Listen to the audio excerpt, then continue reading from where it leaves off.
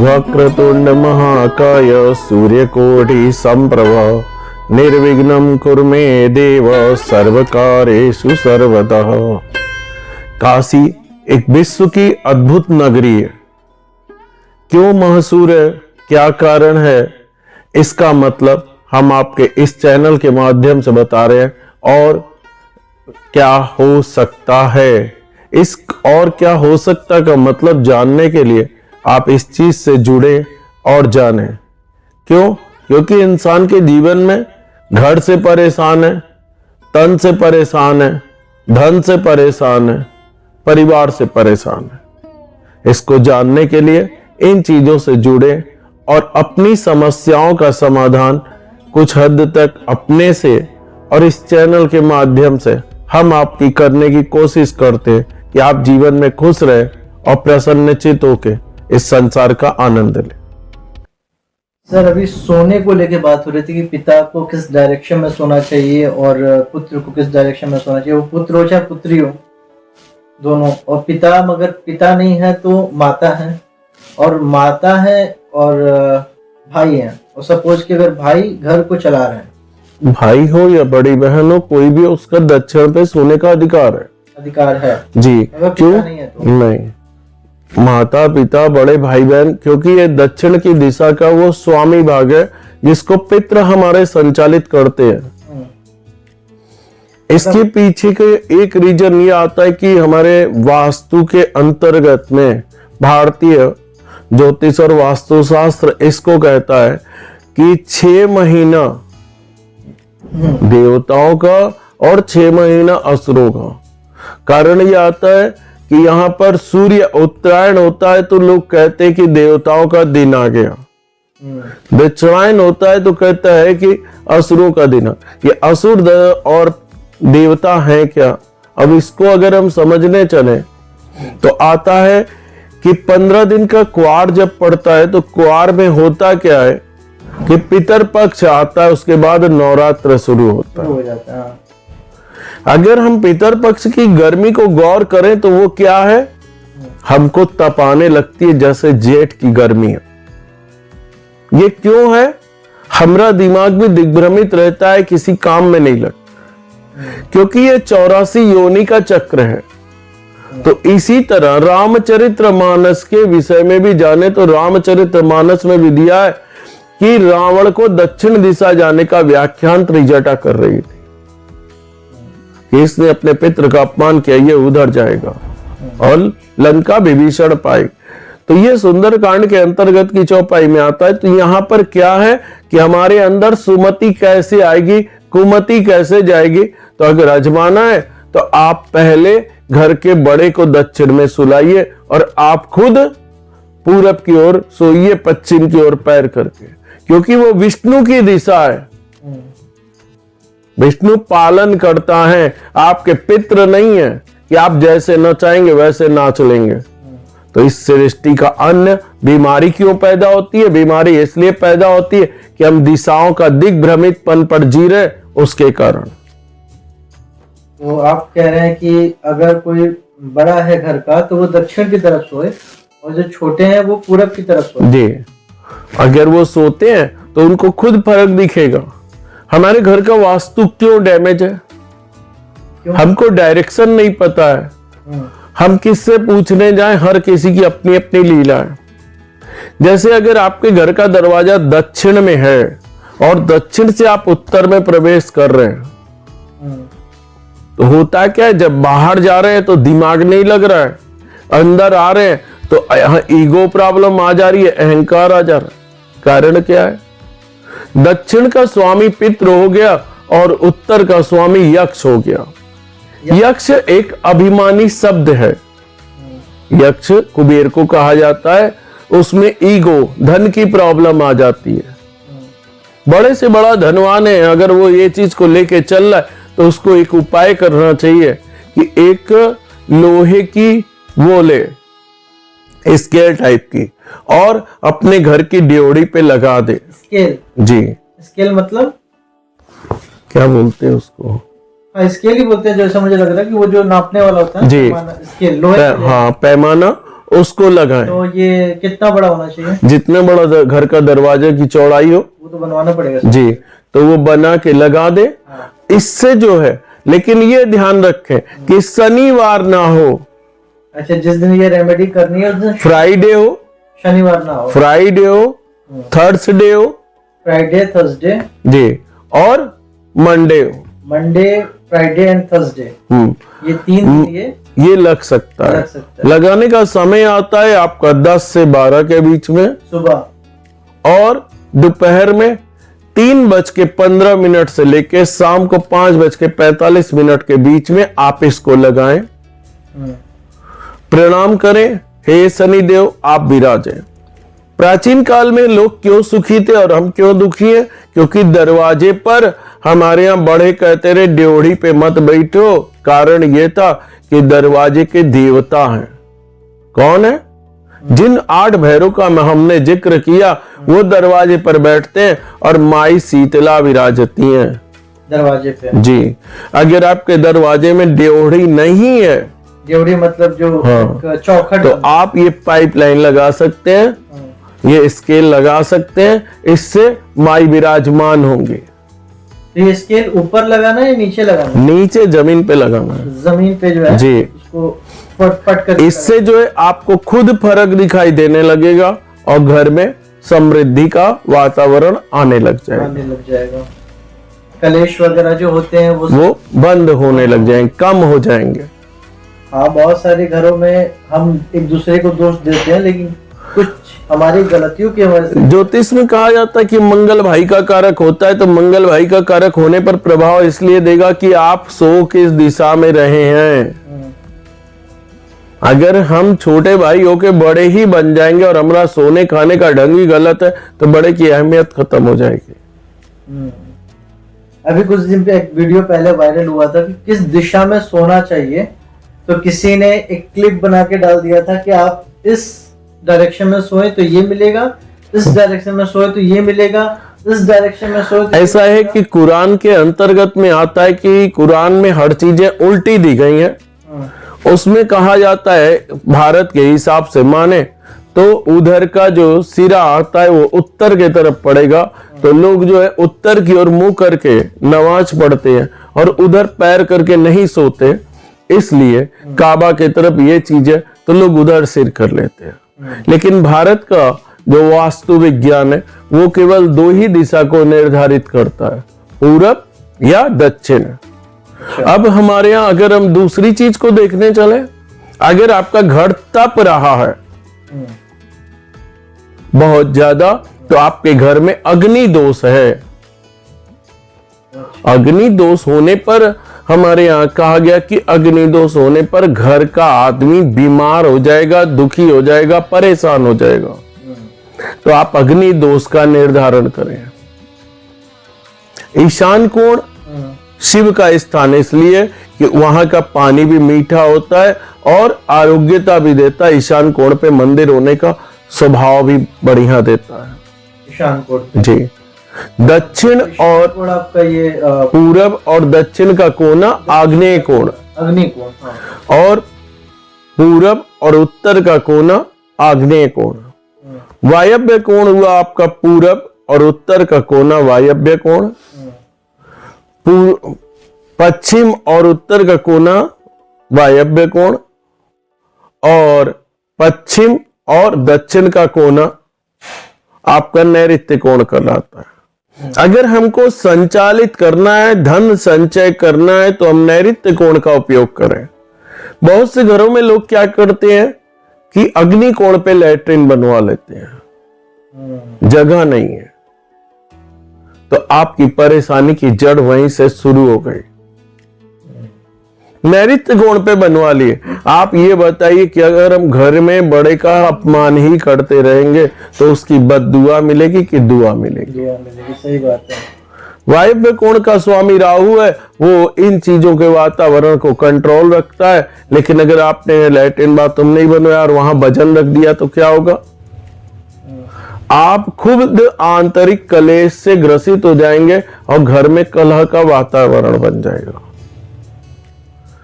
कुछ करने की जरूरत नहीं, अगर हमारा समाधान हो सके तो समाधान करने की कोशिश करनी चाहिए।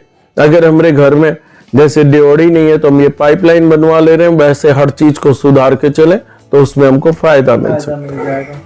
ये सब सोने वाला जो विषय था, एक बार दर्शकों के लिए थोड़ा सा बता दें कि अगर जैसे आपने बताया कि दक्षिण और पूरब, जी, दक्षिण में जो बड़े हमारे जो जैसे बड़े भाई हो गए या माता पिता हैं, कोई है, दादा हो गए, कोई भी है, जो भी हमसे जो बड़े हैं वो दक्षिण साइड पे जी, और बाकी लोग पूरब की ओर सोए, जिस जी बच्चे हो गए। तो इससे जो है आरोग्यता की प्राप्ति भी होगी और दिमाग भी शांत रहेगा। क्योंकि हमारे यहाँ एक ही बात कहा जाता है, अगर हम ब्याह शादी भी करते हैं तो उस टाइम ध्वज जो धारण करता है या जो वर होता है उसके लिए हम क्या कहते हैं? मंगलम भगवान विष्णु मंगलम गरुड़ध्वज मंगलम पुंडरीकाक्षाय मंगलाय तनोहरि। अगर हम भगवान विष्णु को महत्व ही नहीं देंगे, स्वयं विष्णु बन जाएंगे तो होगा क्या? सही बात। क्यों? क्योंकि संसार में कहा गया है 3 चीज की पूजा करने का अधिकार, देवता, ब्राह्मण और वर। 3 ही को संसार में अर्घ दिया जाता है, या सूर्य को या ब्राह्मण को, और या नहीं तो वो। अब यहां पर दूसरी चीज ये आती कि ब्राह्मण का मतलब क्या है? ब्रह्म तत्वेन जानतः। ब्रह्म तत्वेन का मतलब ये होता है कि जो हमारी अंतरात्मा की पुकार को पूरा कर सके उसको ब्राह्मण कहा गया है। अगर हम ब्रह्म तत्व को जान लें और उसको कर लें, उस ढंग के ब्राह्मण को खोज लें, तो हमारा हर कार्य पूरा हो जाएगा। और जिसे बोलते हैं ब्राह्मण को, जिससे हम लोग सभी लोग सम्मान देते हैं, तो ब्राह्मण का मतलब सर क्या होता है? मतलब जो ऐसा है कि इसका वर्णन, इसका जात से कोई मतलब नहीं होता, क्योंकि अगर जात से मतलब होता तो विश्वामित्र ब्राह्मण कहलाने के अधिकारी नहीं थे, क्योंकि वो जात से क्षत्रिय थे। उन्होंने जब ब्रह्म तत्व अर्थात अपनी आत्मा को पहचाना, आत्म तत्व को पहचाना, तब ब्राह्मण हुआ। कलिकाल के विषय में एक बात कही गई है, क्या? कि जो हम रुद्री के 2 अध्याय में पढ़ते हैं उसमें लिखा है ब्राह्मणों से मुखमासीद बाहु राजन्य कृता उरो तदस्य वैश्याय शूद्रो अजायता। ब्राह्मण आजकल के कहते हैं हम ब्रह्मा के मुख से पैदा भये हैं, क्षत्रिय कहते हैं हम हाथ से पैदा भये हैं, वैश्य कहता है हम पेट से पैदा भये हैं, शूद्र कहता है हम पैर से पैदा भये हैं। शूद्र को हीनता आती है, ऐसा कुछ कहीं नहीं लिखा गया है शास्त्र में। शास्त्र में लिखा गया है कि अगर तुम किस ब्राह्मण को पहली बार सम्मान देने वाला इस संसार में कोई पैदा ही नहीं हुआ। वेदव्यास ने सीधे विष्णु पुराण और भागवत में कहा कि अगर तुम किसी के घर जाओ, ब्राह्मणों से मुखमासीद का मतलब हुआ हम किसी के घर गए और दरवाजे पर वो हाथ टिका के पूछे कि तुम्हारे घर के लोग कैसे हैं, तुम्हारी पत्नी, तुम्हारी माँ और सब लोग, तो पहले तो पारा गर्म हो जाएगा कि सरवा अंदर नहीं बुलाया, बाहर ही से पूछ रहा है। तो ये ब्राह्मण का सम्मान नहीं हुआ। ब्राह्मण ने 3 जात को सम्मान दिया तब अपने को लिया। इसलिए इसका प्रमाण क्या है कि जब वो हमको अंदर ले जाएगा तो बैठाएगा, किसको सम्मान मिला? क्षत्रिय को। फिर कुछ खाने पीने के लिए लाया, दिया, किसको सम्मान मिला? वैश्य को। फिर हमारे पैरों को आराम मिला तो किसको सम्मान मिला? शूद्र को। फिर वो हाल चाल पूछेगा तब ब्राह्मण बताएगा ब्राह्मण ने आज तक किसी जात का अपमान नहीं किया। क्यों? क्योंकि आधा अधूरा ज्ञान लिए ब्राह्मणों ने धर्म का नाश कर दिया। तो हर कोई को चाहिए कि जानने के लिए योग्य ब्राह्मण को खोजे, जिन्हें ज्ञान हो, जिन्होंने शास्त्र अध्ययन किया हो। जी, हमारे यहाँ शास्त्र में संपूर्ण चीजों का विधान बताया गया। आज हमारे लिए दुख की बात यह है कि हमारे शास्त्रों को विदेश के लोग पढ़ रहे हैं और हम पाश्चात्य सभ्यता पढ़ के रो रहे हैं कि हम आगे नहीं बढ़ पा रहे हैं। आज वहां के लोग आके इस्कॉन वगैरह कितनी जगह पे आपको मतलब हमारे यहाँ एक शब्द कहा गया, पंचाक्षरी मंत्र, क्या है? ओम नमः शिवाय। ओम नमः शिवाय। बड़े बड़े संत महात्मा कहते हैं औरतों को ओम नहीं बोलना चाहिए। ओम तो आत्मा है, क्यों नहीं बोले? क्यों? क्योंकि ओम में विसर्ग है, ओम में पार्वती विराजमान है, तो हम ओम क्यों ना बोले?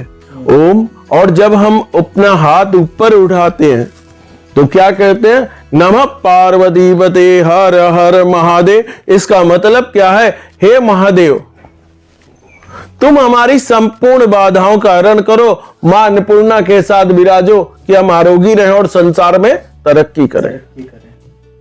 ये कहीं नहीं लिखा है। जब तक हम हाथ नहीं उठाएंगे तो ये फागुन मास के अंतर्गत में सबसे बड़ी चीज बता रहे हैं। कुछ नहीं है तुम्हारे पास, एक ठो बेलपत्री लो, शिव को चढ़ाओ, सही ढंग से रहना शुरू करो। जब आदमी व्यापार के लिए कहा जाए 12 बजे सो के उठोगे, 1:30 बजे दुकान खोलोगे, तो धन संचय नहीं होगा, क्योंकि शनि का समय है 10 माने 10। तुम 10 बजे दुकान खोलना शुरू करो, सवेरे और संध्या गूगल की धूपम जलाना शुरू करो। तुम्हारे पास की दरिद्रता, तुम्हारे पास का कलेश धीरे धीरे चला जाएगा। 1.5 महीना आजमा के देख लो, प्रमाण सामने है। और जो लोग 7 बजे सुबह दुकान खोल देते हैं तो वो लोग तो और भी अच्छे हैं। क्यों? क्योंकि हमारे यहाँ शास्त्र में लिखा है कि सवेरे 3 बजे से लेके 6 बजे तक का समय ब्रह्म मुहूर्त माना गया है। उसके बाद के ब्रह्म काल के समय में हमारी बुद्धि तरक्की करती है। इसी में संध्या पासन इत्यादि किया जाता है, जिसको प्रातः काल कहते हैं। 8 बजे के बाद की संध्या काल को विष्णु संध्या कहते हैं। जब विष्णु चिर निंद्रा से जागते हैं तो काम धंधा देते हैं, और जब विश्राम का समय आ गया, हम खोल के बैठेंगे तो वो क्या देंगे हमको? कहेंगे लक्ष्मी जी के घरे से चला, कोई जरूरत नहीं भाई के, हिता में भुनाए के काय में लगल बा। इस पे लोग कहते हैं कि दोपहर में सोना नहीं चाहिए। जी, इसलिए नहीं सोना चाहिए क्योंकि साइंस इस बात को मानता है। आज का जो आधुनिक पाश्चात्य साइंस लोग लेके चले हैं, वो कहता है कि दोपहर में सोने से हमारी नसें सुस्त पड़ जाती हैं और 15 मिनट का विश्राम करने से हमारे जीवन में तरक्की का मार्ग हो जाता है। तो इन चीजों को इंसान को गौर करना चाहिए। मतलब आपको अगर आराम करना है तो 15 मिनट से ज्यादा ना करें, आधी घंटा कर ले और ज्यादा नहीं ना। तो वो आपके लिए फलित है, अच्छा है। तो महाराज जी अब एक चीज और बता दीजिए, जैसे कि अगर किसी के हस्बैंड वाइफ में कलेश होता है, या आजकल के यूथ में जो लव मैरिज या इन सब चीजों को लेकर जो कलेश होते हैं, या घर परिवार नहीं मान पाता है, तो उसके लिए कुछ ऐसा है जिससे पब्लिक को हेल्प हो पाए? ऐसा है कि इसके लिए इंसान को एक उपाय करना चाहिए। पहले तो अपनी कुंडली के अनुसार जाने। अगर ग्रह मित्र नहीं है तो ग्रह मित्र किस तरह हो सकता है उसको जाने, और अपने सोने का ढंग सुधारे। पत्नी को हमेशा बाएं सुलाए और अपना दाएं सोए, क्योंकि पत्नी को वामांगनी कहा गया है। जब तुम दाएं सुलाओगे तो पत्नी की जो तुम्हारे अंदर उग्रता होनी चाहिए वो पत्नी में आएगी, और तुम जोरू के गुलाम बन के दिन रात रोते रह जाओगे। क्या उनको क्यों देख रहे? क्या कैमरा में फोकस करो, बात सही तो नहीं है। ठीक है, तो नहीं ये चीज सर एक्चुअली हमारे भ्राता श्री शायद ऐसे ही सोते हैं, मैं जहां तक जानता हूँ। हाँ, भाभी भी उनके मतलब जो बाएं सोती हैं, दाहिने सोती हैं। नहीं तो गलत है, बंद करवाइए। हाँ, दाहिने सोती हैं, और भैया इस साइड सोएंगे, भाभी उस साइड, मतलब ये वाले साइड से सोती हैं। नहीं, गलत। हाँ, तो मैं इस चीज से थोड़ा रिलेट करके वो किया कि अब अगर हम देखें तो ज्योतिष में कहा जाता है कि बाएं सोने वाले आदमी के आगे लड़के पैदा होते हैं। लड़के का मतलब ये हो गया कि अगर लड़की भी पैदा हुई तो उसका स्वभाव भी लड़कों के तरह तरक्की करने लायक होगा। आज साइंस बताता है कि लड़की लड़के पैदा होने पे ये चीजें हैं, एक्स और एफ का मतलब समझाता है। पहले आदमी को कहना चाहिए कि आप जाके अपने वेदों का अध्ययन करो, हमारा ही वेद ले जाकर हम ही को समझा रहे हैं कि ऐसा है ऐसा है। ये मूर्खता भरे वातावरण में जी रहे हैं। अगर हम एक छोटे से उदाहरण पे चढ़े तो हमारा दक्षिण भारत के अंतर्गत आने वाला वेद कौन सा है? बंबई मतलब महाराष्ट्र, गुजरात, आंध्र, कर्नाटक इत्यादि में बोले जाने वाले वेद की लय क्या है? पहले उस ढंग का ब्राह्मण खोजिए। क्या है लय? ओम जयंती मंगला काली भद्रकाली कपालिनी दुर्गा क्षमा शिवा धात्री स्वाहा स्वदा नमोस्तुते। ये समय है, आपको गरियाएगा, निकल जाएगा। तो आप उस ढंग का ब्राह्मण खोजो कि जो आपका निदान कर सकता हो। दूसरा, हम उत्तर भारतीय हैं, हमारा वेद कौन सा हुआ? हमारा वेद है शुक्ल यजुर्वेद। शुक्ल यजुर्वेद क्या चीज है? शुक्ल यजुर्वेद के अंतर्गत में हमारे यहां महालक्ष्मी विराजती है। दुर्गा सप्तशती में पहले अध्याय की मालकिन जो है ऋग्वेद की कौन है? काली, जो संपूर्ण भक्षण का विषय कही गई है, समय का कारक। तो जो इंसान इस तरह से जिएगा तो उसके साथ ये होगा। लक्ष्मी प्राप्ति करनी है तो उस समय का उपयोग करो और इस चीज को पढ़ो। क्या? दुकान में बैठो, गूगल जलाओ, तुम्हारे पास पैसा नहीं है, पैसा भी आने लगे। क्यों? क्योंकि तुम भगवती की प्रिय चीज जला रहे हो। मंत्र क्या है? या श्री स्वयं सुगते नाम भवने स्वलक्ष्मी पापात्मनः कृतध्याम हृदेश बुद्धि श्रद्धा सताम कुल जन प्रवयस्य लज्जा ताम त्वाम नतः संपरिपाल्य देवी विश्वम। भगवती इसमें स्वयं कह रही है, जिस बुद्धि से तुम चाहोगे उस बुद्धि से तुम्हारे पास धन आना शुरू हो जाएगा। मतलब गूगल का जो आजकल धूपम आ रही है, उसको जलाना चाहिए क्योंकि उसकी सुगंध से है नहीं है, वो भी तो डिपेंड करता है। ऐसा कुछ नहीं है, गूगल जलाने से ये होता है जैसे कि गोबर था, पहले लोग गोबर का उपला जलाते थे, कंडा जलाते थे और उस पे कपूर रख के जलाते थे, थोड़ी सी सरसों, काली मिर्च, ये सब छोड़ देते रहे। जलाने से होता था कि घर के अंतर्गत की जितनी भी प्रॉब्लम है वो समाप्त हो जाती थी।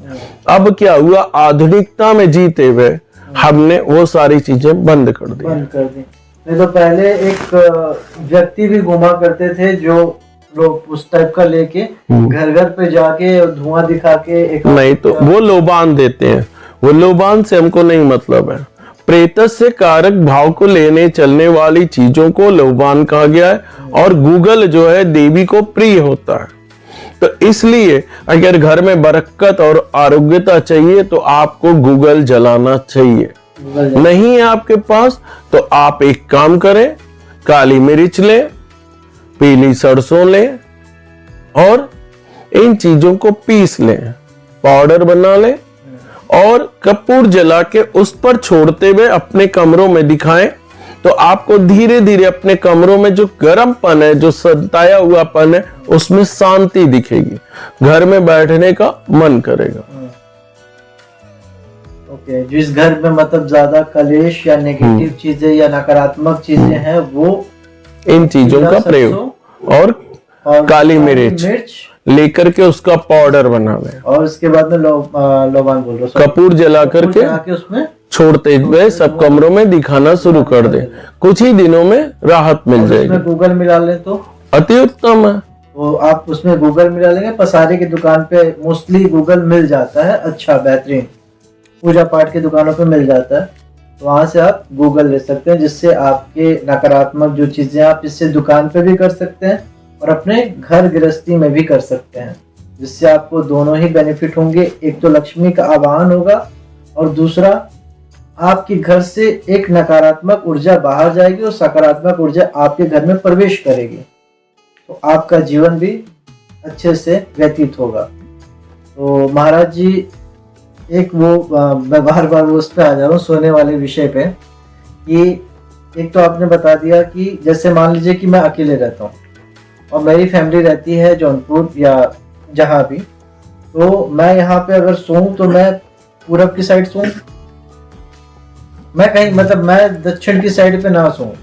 आप देखिए बाहर रह रहे हैं, हाँ। कहीं रह रहे हैं, अगर आप उस जगह पे अकेलेपन पे रह रहे हैं तो आपके लिए भी यही फायदेमंद है कि अगर आपको लक्ष्मी चाहिए तो पूरब की ओर सिर करिए और पश्चिम की ओर पैर, क्योंकि लक्ष्मी पश्चिम में विराजती है और पूरब में विष्णु। कोई भी औरत ये बर्दाश्त नहीं करेगी कि मेरे पति की ओर पैर करके सोए। यक्ष ये बर्दाश्त नहीं करेगा कि तुम अपने पितृ का सम्मान नहीं करते तो मैं तुम्हें धन दूं। तो ये दिशा का सेंटेंस है।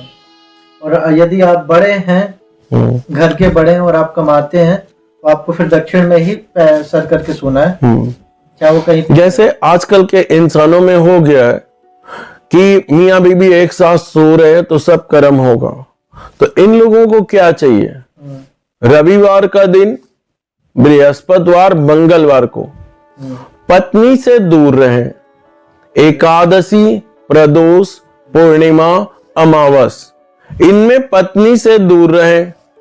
पत्नी से दूर रहने का मतलब है कि शारीरिक संबंध ना बनाए, एक बिस्तर पे सोने के लिए मनाए, सोने की मनाही नहीं ना बनाए। क्योंकि शिव कहते हैं अगर कोई इस तरह सोता है तो वो प्रेत है, और प्रेत को तरह तरह की व्याधियां झेलना जरूरी है, इसलिए वो कष्ट भोगेगा ही। तो ये भी आप इसको ध्यान रखें ताकि आपकी लाइफ में इस चीज से कोई समस्या ना आए। अच्छा, जैसे बच्चों को लेके, जैसे आपने बताया कि पत्नी को वामांग बाएं ही सुलाना चाहिए, और शादी में भी ये जो 7 फेरे होते हैं उसमें जो 7 कस्में जो पत्नी लेती है, और 7 कस्में वही होता है कि तुम मुझे ये दोगे तो मैं तुम्हारे मतलब इस विषय में बात ये आती है कि अगर हम देखें तो पत्नी पहला वचन लेती है एकस्मते विश्वानतु, द्रेणभ्य विश्वानतु, त्रीणभ्य विश्वानतु, चत्वारिभ्य विश्वानतु, पंचमभ्य विश्वानतु, षडभ्य विश्वानतु, शतम सखय भयो विश्वानतु। तो एकस्मते विश्वानतु के आधार पर वो कहती आज से तुम्हारा मेरा मन एक हो गया। द्रेणभ्य विश्वानतु, तो हमारे जीवन में 2 बाधाएं नहीं रहेंगी, तुम्हारा मेरा परिवार एक हो चुका है। त्रीणभ्य विश्वानतु, आज से हम अपनी समस्याओं को समझ के चलेंगे एक दूसरे के। जी। चत्वारिभ्य विश्वानतु, हम किसी प्रकार की चतुराई अपने संबंध में नहीं दिखाएंगे।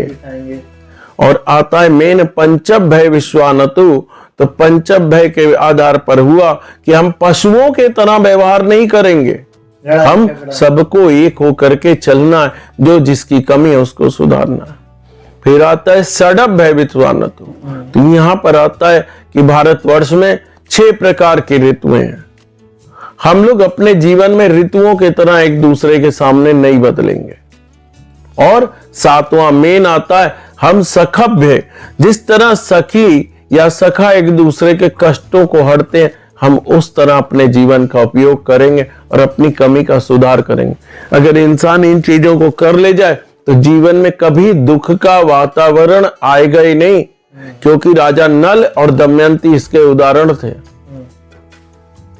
राजा नल और दमयंती। तो इंसान को वो चीजें जाने और उसको करे। फालतू के जो टीवी पे आके और यूट्यूब में आकर के ज्ञान दे रहे हैं एस्ट्रोलॉजर, आजकल एस्ट्रोलॉजर और वास्तविक जो टीवी और यूट्यूब में आकर के ज्ञान दे रहे हैं, इन लोगों के कारण इंसान को दिग्भ्रमित होने की जरूरत नहीं, क्योंकि उनके पास ज्ञान नहीं है। आधा अधूरा ज्ञान देकर के इंसान को इसलिए परेशान किया जाता है कि आप मेरे साथ जुड़ो। हम यहां पर अभिषेक जी की जिद पर कि गुरु जी लोगों का भला हो सके, और प्रेम जी की भी जिद, और प्रेम कुमार जी की भी जिद पर हमको आना पड़ा, क्योंकि हम नहीं आना चाह रहे थे। हमसे क्या मतलब समाज से, लेकिन इन्होंने कहा, दोनों जने ने, अभिषेक जी और प्रेम कुमार जी ने, कि गुरु जी आप जानकार है तो समाज का कुछ भला हो सके। और क्या हो सकता है? मैं संसार में बहुत कुछ है। क्यों? क्योंकि हमारे यहाँ युग की परिभाषा में कहा गया है, पहला युग मंत्र का, दूसरा युग तंत्र का, तीसरा युग यंत्र का, और ये कौन सा है? विधि विधान का। तो अपने रहने, सोने, खाने, व्यापार का ढंग सुधारो, जीवन में खुश रहोगे। 2 घंटा मंदिर में घंटा घड़ियाल बजाने से कुछ नहीं मिलेगा। जब तक तुम अपने अंदर धैर्य और साहस नहीं पैदा करोगे, कुछ नहीं प्राप्त कर सकते। कुछ नहीं हो सकता। इस चैनल को सब्सक्राइब करें अपनी समस्याओं के लिए अभिषेक जी और प्रेम कुमार जी से जुड़िए। और हमारा पॉडकास्ट रिश्तों को लेके है, तो हमने आज बहुत सारे ऐसे रेमेडीज भी आप लोगों को महाराज जी के माध्यम से दिए, ताकि आपके जीवन में जो ये समस्याएं रिलेट करते हैं, यदि आपको कोई भी ऐसी चीज दिखती है कि हाँ आप भी इस तरीके से कोई भी आपकी बातों से रिलेट होता है, तो आप कमेंट बॉक्स में बताएं। और आप चाहेंगे कि नेक्स्ट टाइम अगर हम गुरुजी के साथ उस टॉपिक पे बात करें, तो मैं फिर से आग्रह करूंगा महाराज जिससे कि वो वापस से उपस्थित होंगे और शायद उस विषय पे बात किया जाएगा। बाकी अगर आपको पर्सनल कंसल्टेंसी चाहिए, आपको अगर कुंडली दिखानी हो या वास्तु को दिखाना हो, तो आप महाराज जी से संपर्क कर सकते हैं। बायो में मैं आपको महाराज जी का नंबर और अपना नंबर भी महाराज जी का नंबर दे देंगे। बाकी आप हमारे प्लेटफॉर्म के माध्यम से भी महाराज जी से बात कर सकते हैं। आप मेल आईडी पे मेल कर सकते हैं और नंबर पे आप संपर्क कर सकते हैं। अगर बाय द वे नंबर ना उठे तो मैं चाहूंगा आप मेल कर दें, आपकी बात आपकी चीजें महाराज जी तक पहुंचा दी जाएगी और उसके माध्यम से जो भी आप संपर्क में आके बातचीत कर सकते हैं, शायद कुछ भला हो जाए, कुछ अच्छा हो जाए। तो अब हम लोग मिलते हैं नेक्स्ट पॉडकास्ट पे अगेन।